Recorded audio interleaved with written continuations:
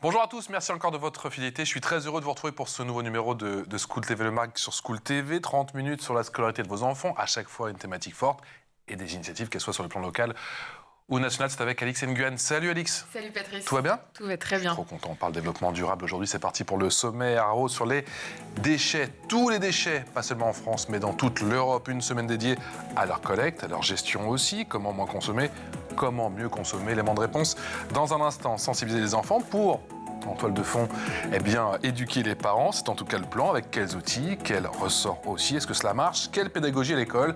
Avec tous ces labels verts depuis ces dernières années, on verra que certaines villes sont en pointe sur ces sujets. Et puis, Alix, tu nous parles des éco-délégués à l'école. Ah, les petits échos tout verts. C'est parti.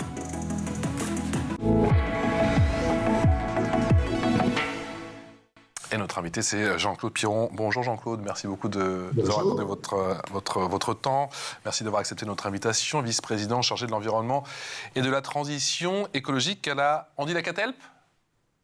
Non, on dit la SATLP. Alors, la SATLP, la communauté d'agglomération du Tarbes-Lourdes-Pyrénées. Vous êtes également conseiller municipal de la ville de Tarbes, à l'origine du programme Éducation-Développement durable. C'est d'ailleurs la 14e édition cette année, on va en parler. Et...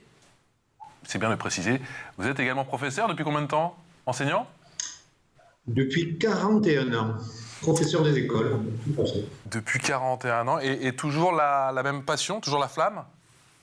Toujours la même passion, le même plaisir, toujours à venir. Ouais. Qu'est-ce qui vous a amené, vous, à devenir professeur? D'abord, c'est une tradition familiale, puisque mes grands-parents et mes parents étaient enseignants eux-mêmes, donc voilà. Ça a été relativement simple. Ça a été relativement simple et relativement naturel, si je puis dire. Quels sont les maîtres mots, d'après vous, de cette semaine européenne dédiée à la réduction des déchets? Alors, c'est assez compliqué, parce qu'en fait, nous, grâce à notre programme de DD, on intervient en permanence, on a une thématique sur les déchets, et donc on intervient au niveau des écoles sur les déchets, disons, toute l'année. Maintenant, c'est important de faire un focus, parce que c'est vrai qu'en tant que je suis également vice-président du syndicat de collecte des déchets de la CATLP, qui gère la CATLP, et c'est vrai qu'on se rend compte qu'on a de plus en plus de contraintes, qu'il est de plus en plus compliqué d'expliquer aux gens qu'effectivement, c'est un service qui est de moins en moins bien rendu, qui coûte de plus en plus cher. Mais le problème, c'est ce que j'appelle moi de la boîte noire. Ils ont l'impression qu'en sortant leur bac le matin, c'est un acte magique, elle se vide et on ne cherche pas à savoir ce qui se passe après. Or, ce qui se passe après, ça demande beaucoup de compétences, beaucoup de travail, beaucoup d'investissement. Et c'est vrai que c'est important de le faire comprendre aux gens. Et donc, vraiment, c'est une communication. À l'heure actuelle, il ne nous reste pratiquement plus que ça pour baisser les déchets. C'est la communication et la sensibilisation. Communiquer, sensibiliser. Vous parliez du coût. Ça représente quel coût pour une ville comme celle de Tarbes? La collecte des déchets? Oui. Sur les 140 000 habitants à peu près de la communauté d'agglo, on est sur un budget de 14 à 15 millions d'euros. Waouh, effectivement. Et c'est en forte progression? On arrive à stabiliser, justement, on est content. On imagine que c'est peut-être grâce à notre programme d'éducation-développement durable, parce qu'en fait, les enfants qui avaient une dizaine d'années, quand on a commencé, ils ont 23-24 ans, donc ils s'installent, et on espère quelque part qu'on y est pour quelque chose, dans le fait que ça se stabilise. Jean-Claude Piron, en introduction, vous le disiez à l'instant, vous disiez qu'effectivement cette collecte, cette gestion, ça demande pas mal de compétences. Lesquelles? Alors, les compétences, elles sont à plusieurs niveaux. Tout d'abord, l'organisation des collectes. On est en pleine évolution à l'heure actuelle. Donc, on a besoin de techniciens qui sont en capacité d'aller voir les territoires, d'étudier les territoires et de petit à petit éviter la collecte en point d'apport volontaire, en collecte personnelle et passer en point d'apport volontaire. C'est loin d'être évident de faire comprendre aux personnes qu'on va arrêter de ramasser leur bac devant chez eux. On a également les nouvelles filières qui s'organisent. Et surtout, le gros problème qu'on a ici dans le département, c'est au niveau du traitement des déchets. Bon, et on s'est laissé un petit peu, on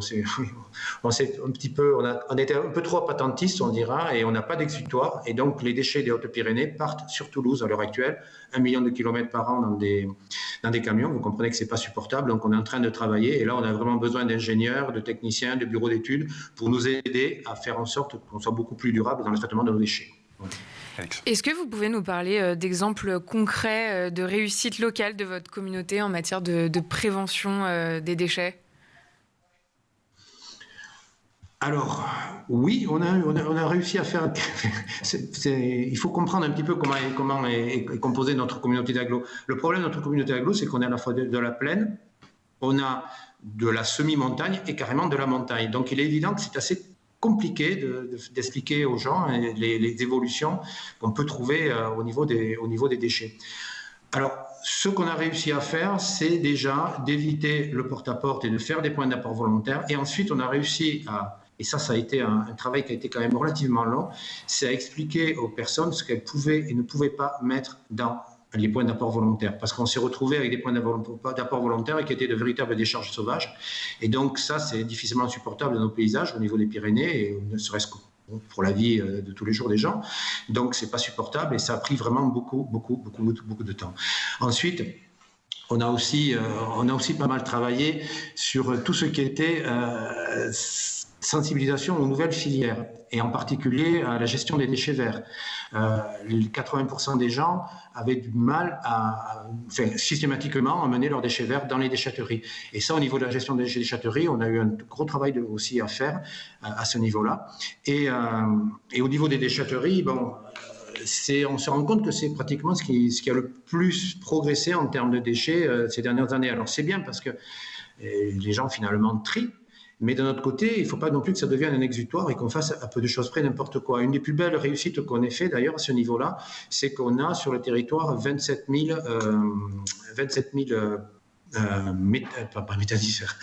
composteurs individuels, et on a couvert pratiquement tout le territoire de la ville avec des composteurs aussi de pieds d'immeubles, de quartiers, et c'est quelque chose qui fonctionne très très bien par contre. Donc on élimine beaucoup de déchets, puisque le meilleur déchet c'est celui qui n'est pas produit, bien entendu, qu'on n'a pas à traiter en tout cas.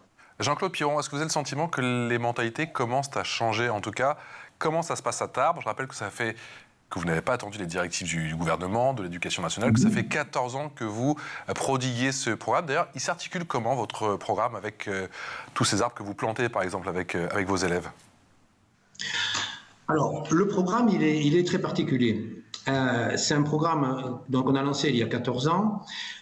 L'idée de base, c'était, je m'étais rendu compte, dans les classes, bien entendu, que les enseignants, très souvent, avaient envie de faire du développement durable, mais à l'époque, il y a une quinzaine d'années, pratiquement, quand on a commencé, c'était en 2008, et la première édition en 2010, donc, c'est vrai que le développement durable, c'était pas quelque chose qui était complètement acquis pour tout le monde. Bon.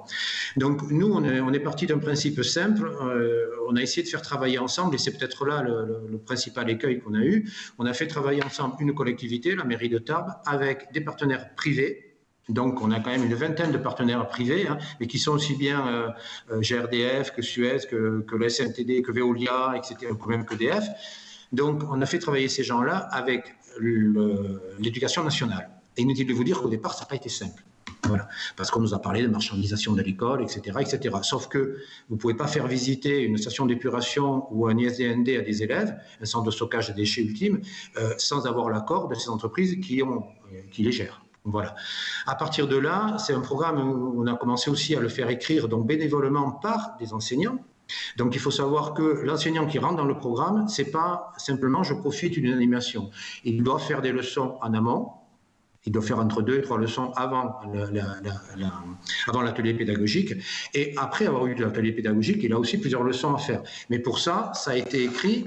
Voilà le livret que reçoit, je ne sais pas si on va le voir, mais voilà le livret du maître avec ici toutes les leçons qui ont été rédigées bénévolement par des enseignants sur leur temps libre et qui après se déclinent pour chaque élève avec des carnets de développement durable dans lesquels ils retrouvent les traces écrites pour chacune des leçons.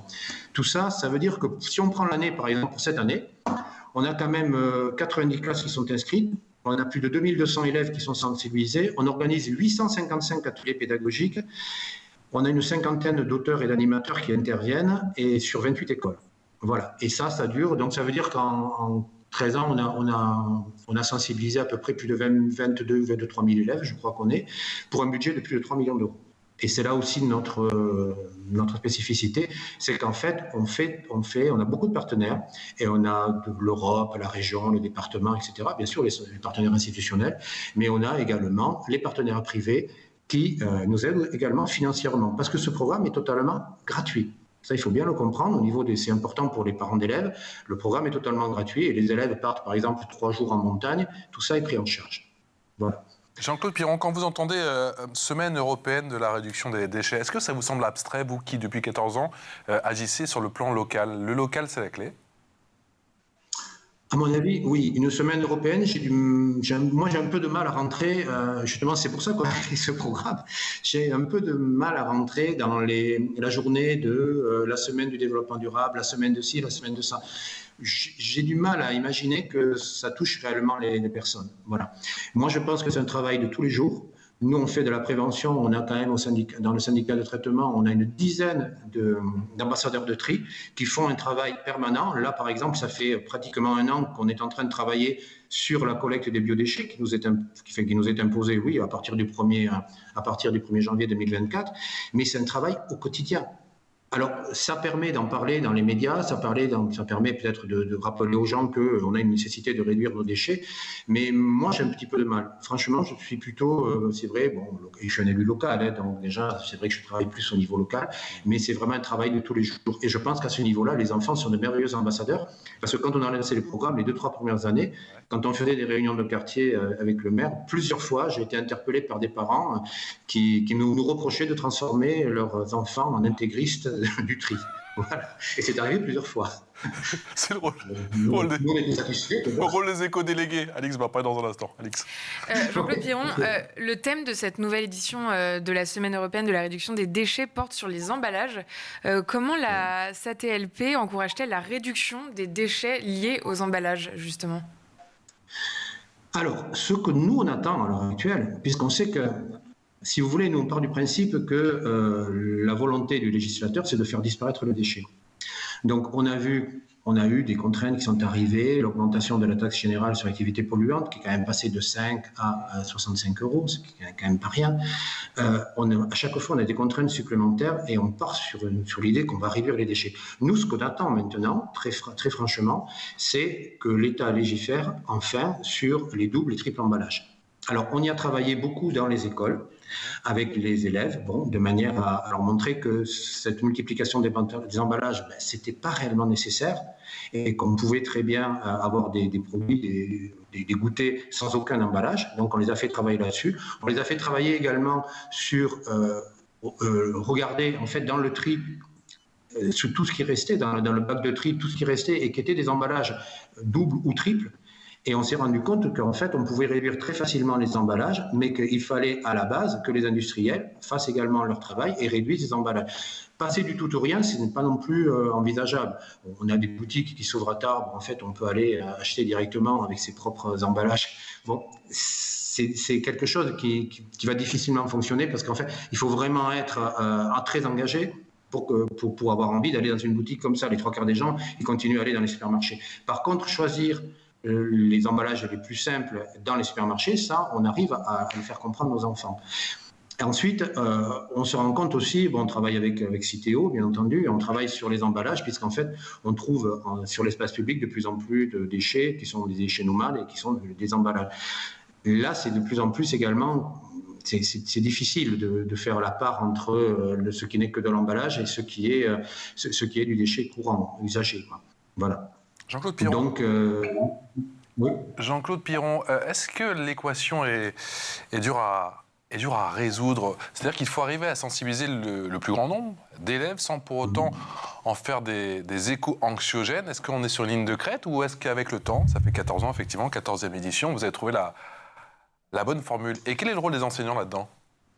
Vous avez employé le mot anxiogène. Et c'est vrai que dès le début, quand on a commencé à mettre le projet en place, on s'était fait une espèce de charte éthique, entre guillemets, parce que que les enseignants travaillent avec des grandes entreprises privées, c'était compliqué. Donc, on avait bien dit que le pédagogique, c'était uniquement les élèves. Et les grandes entreprises privées ne venaient qu'un apport, était à la disposition des enseignants par rapport aux pratiques éducatives. Et on avait dit aussi, il n'est pas question d'être anxiogène par rapport à ça. Le développement durable, c'est déjà ressenti et vécu, comme beaucoup de personnes, comme quelque chose qui est contraignant. Mais il n'était pas question d'aller sensibiliser les élèves en leur montrant des ours blancs faméliques ou voilà, des choses, ou de la sécheresse, etc. Et tout ça. On a vraiment travaillé pour montrer que c'était un nouveau monde qui s'offrait à eux. Et la chose, c'était leur montrer le ridicule, en fait. Pourquoi trier ou ne pas trier? Nous, ce qu'on a fait, on a pris les élèves, on les a mis dans des bus, et ça, on a eu du mal à avoir l'autorisation par la préfecture, et on les a menés au milieu d'un ESDND. C'est-à-dire qu'ils ont vu réellement des caissons grands comme des stades de foot pleins d'ordures ménagères. Quand vous montrez ça à des enfants, vous n'avez pas besoin de beaucoup expliquer, hein. Ils comprennent très très vite. Et à côté de ça, on les amène également voir le centre de tri. Là, et après, Jean-Claude Piron, il ramène les parents là-bas. Et c'est là que les parents ne sont pas contents. C'est là qu'il y a un problème, effectivement. Ouais. Et si vous voulez, quand vous mettez les enfants sur les centres de tri, qu'ils voient les... Alors, je suis obligé de dire les femmes, parce qu'en fait, il semblerait que les hommes ont beaucoup de mal à tenir. En fait, voilà, c'est des rythmes qui sont très compliqués. Les agents de tri qui sont sur les chaînes, en fait, ça demande beaucoup d'attention, ça demande beaucoup. Voilà, on a du mal. Bon, enfin, c'est beaucoup de femmes qui font ça, et parce qu'elles tiennent, elles sont capables de le faire. Et c'est assez curieux, mais enfin voilà, c'est comme ça. Et si vous voulez, et là c'est intéressant parce qu'en fait, quand elles voient le travail que font ces gens-là, eh bien, même au niveau de la qualité du tri, ils font en sorte de trier beaucoup mieux. Et ça, c'est aussi très important. Voilà. Et vous, en tant qu'enseignant, vous avez essayé de sensibiliser vos élèves? Sensibiliser mes élèves au tri? Ouais, à l'environnement? Oui, quand même. Bon, on a écrit ce projet, on l'a fait, je l'ai mis en place, oui, plusieurs fois. Et c'est vrai que les élèves se passionnent très rapidement pour ça. C'est assez impressionnant, quoi. On a vraiment... j'ai jamais vu d'indifférence par rapport à toutes les séquences qu'on propose. Mais si vous voulez, on va quand même relativement loin. Quand on traite de biodiversité, on va amener les enfants sur des ruches, on va les habiller en petits apiculteurs, ils vont être complètement protégés et ils vont aller au contact des ruches. Ils vont voir, par exemple, on fait, je sais pas comment on fait pour le montrer à la caméra, voilà, on fait nos propres pots de miel, mais on l'a fait bien avant Lourdes, on l'a fait bien avant Paris, pardon, on l'a fait il y a une quinzaine d'années. Donc on produit notre propre miel, on distribue notre propre miel aux enfants et on leur fait comprendre tout l'intérêt de la biodiversité. L'objectif, c'est de les confronter à... Voilà. Et je crois que c'est vraiment essentiel. Est-ce qu'il y a des villes voisines, ou même, pourquoi pas, beaucoup plus loin, qui sont venus voir votre travail au quotidien, justement, concernant le développement durable et vos convictions ? Alors, on a rencontré beaucoup de gens au niveau de l'éducation nationale. Plusieurs recteurs se sont déplacés pour venir voir ce qu'on faisait. Nous, on met ce qui est très particulier, c'est que si on regarde tous les documents qu'on produit tous les ans, et on en produit énormément, ils sont à disposition de tous les enseignants, parce qu'ils ne devraient savoir que le savoir partagé, enfin à mon avis. Et tous ces documents qui ont été écrits, ils sont totalement libres de droit. Donc, n'importe quelle municipalité, n'importe quelle, même école, on a été sollicité par beaucoup d'écoles, on fournit tous les documents. Ce qui va être compliqué, si vous voulez, c'est pour dupliquer ce programme, c'est qu'on a un travail qui est très, très important qu'on fait avec l'éducation nationale. Et par exemple, on a simplifié complètement en signant une convention avec l'éducation nationale. C'est une convention annuelle, on la signe tous les ans. Ce qui veut dire que tous les enseignants qui rentrent dans le programme n'ont aucune autorisation à demander à leur inspecteur. Tout le travail administratif est totalement simplifié. Donc ça, c'est quelque chose qu'on a obtenu. On a quand même une vingtaine de partenaires parce que les financements, ça revient quand même entre 300 et 400 euros par élève. Donc toutes les communes ne sont pas prêtes à avoir ce budget. Donc il faut vraiment, c'est un travail de longue haleine. Et donc dupliquer tout ça, c'est quand même assez compliqué. Alors nous, on met les documents à disposition. On aide également. On essaie d'aider beaucoup tous les enseignants qui nous le demandent. Mais très honnêtement, pour l'instant, il n'a pas été dupliqué. Voilà. Jean-Claude Piron, conseiller municipal de la ville de Tarbes, à l'origine du programme EDD, est avec nous. Vous restez avec nous. Jean-Claude Piron, on parle d'un sujet que vous connaissez très très bien dans la loupe d'Alix.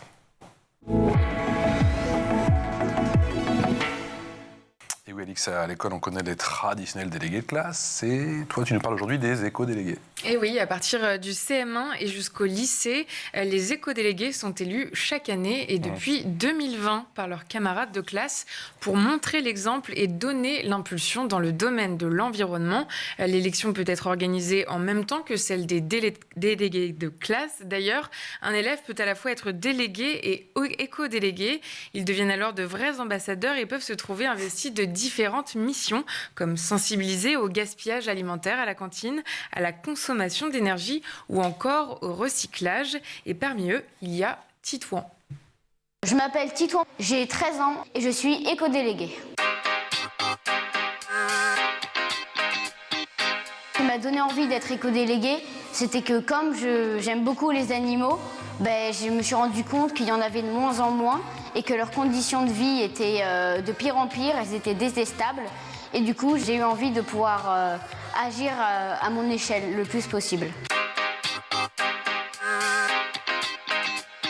Un éco-délégué, ça sert à mettre en place des projets dans l'établissement ou même en dehors qui permettent de ramener la biodiversité, sensibiliser. En fait, c'est agir dans son collège. Dans mon collège, notamment, on a mis en place une clean walk.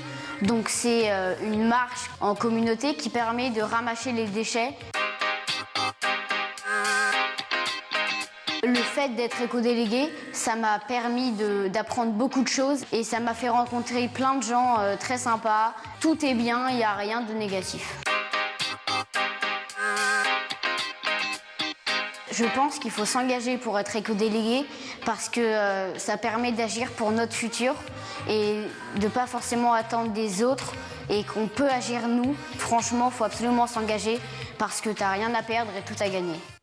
D'après le gouvernement, si chaque classe utilise 5 minutes de lumière en moins par jour, c'est au total 1 200 000 minutes qui seront économisées par jour. À noter qu'il existe un prix École verte 2030 pour soutenir les meilleurs projets menés dans les écoles, les collèges et les lycées. Merci beaucoup, Alix. Jean-Claude Piron, il existe... vous avez des Titouans en stock à Tarbes ou pas?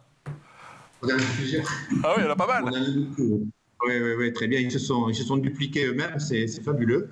On en a dans toutes les écoles. Alors, ce qui est intéressant, ce qu'oublie de dire Titouan, c'est que non seulement ils agissent au sein de leur école, mais surtout maintenant on met les écoles en réseau. C'est-à-dire qu'ils se réunissent régulièrement entre eux, donc de 4 ou 5, 6 écoles qui ne sont pas très loin les unes des autres, et ça leur permet d'échanger effectivement sur les pratiques et ce qu'ils mettent en place, etc. Et ça, je crois que c'est vraiment très important, de ne pas se trouver isolé simplement dans son école. Voilà. Vous qui êtes aux premières loges, vous qui êtes sur le terrain, Jean-Claude Piron, on parle de Titouan, on parle de tous ces éco-délégués et délégués de classe. L'environnement, les enjeux climatiques, le développement durable, c'est l'axe principal aujourd'hui concernant la jeunesse pour s'engager? L'axe principal, je ne sais pas, mais en tout cas, c'est un axe qui est devenu vraiment très, très important. Et c'est vrai qu'on retrouve, Titouan, il est vraiment...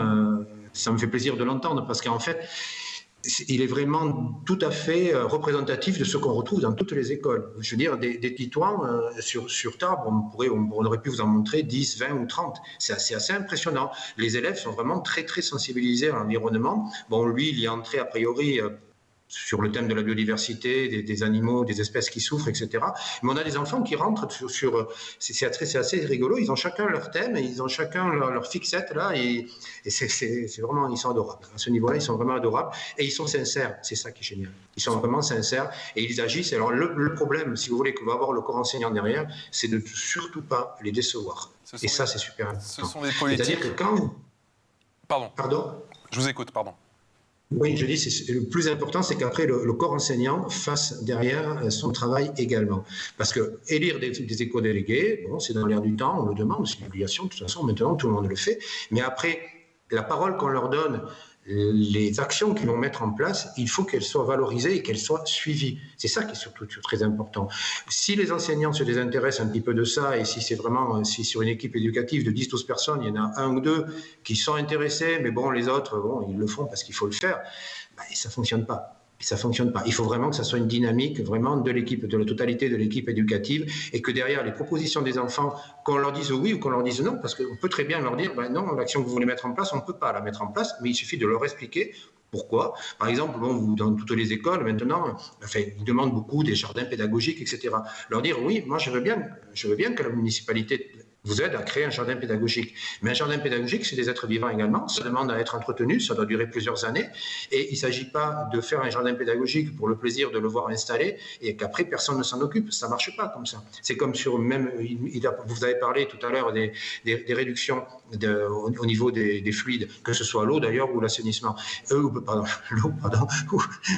Ou l'électricité.